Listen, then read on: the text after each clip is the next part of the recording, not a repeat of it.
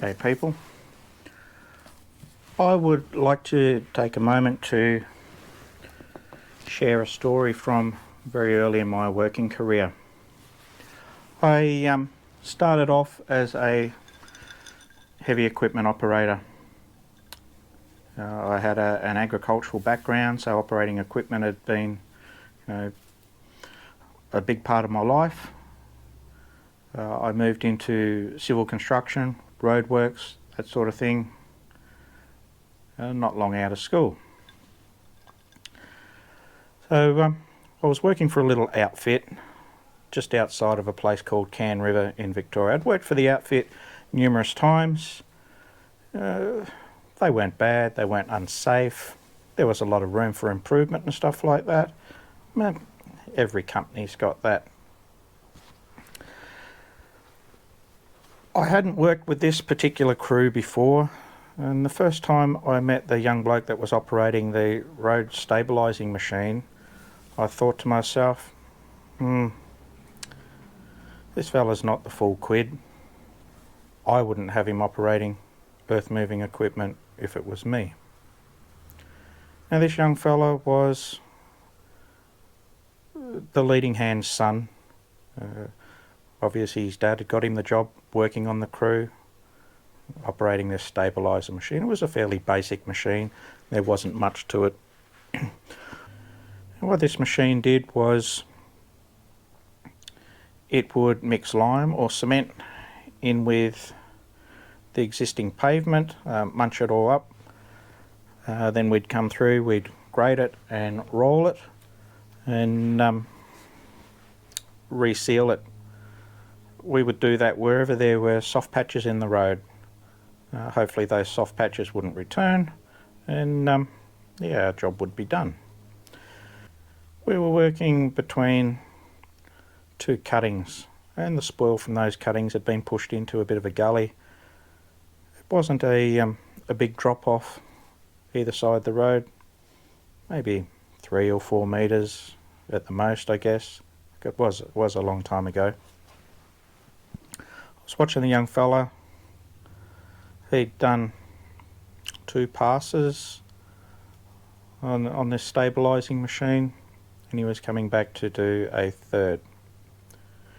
The machine was moving very slowly as it came back, certainly less than walking pace. He was fiddling with the gear stick on it. He was leaning forward in the seat, he was giving it a bit of a fiddle. Clearly he was struggling with the machine. A couple of times he went to jump off the machine and then he sat back down and fiddled with the gear lever again. Then he'd go to jump off and each time he sat back down. The machine was coming across the road at a little bit of an angle. Just as it got to the edge of the bit of a drop off, the young fella went to jump off again. As he went to jump off, the machine began to roll over and it caught him and it flicked him down the bank. The machine rolled over, landed back on its wheels. The young fella was laid out on the ground next to the machine. He had his head next to the back wheel and the rest of him was laid out at right angles to the machine. I saw him lift his head and he cried out in pain. It was a terrible noise. All of his mouth and everything was smashed, blood, teeth, all that sort of stuff missing, and he cried out in pain. That's something that I will never forget. I can't get that image out of my head. His dad ran down the hill and went to his aid, as did all the fellas that were working with us. By the time I got my GET and all that sort of stuff down, there was quite a few blokes there assisting. Where we were working, There was a district nurse that lived nearby. She heard the commotion and she ran across. There was no mobile phone coverage in that area. We did have trunking radios, so we'd raise the alarm via the trunking radios for an ambulance and stuff like that. There wasn't much that they could do for him. I remember standing there helpless. The father was cradling his son. He died in his arms, and his father wailed, "Oh, my son, my only son." You just don't realise how fragile the human body is. Looking back on the incident, I look at the machine.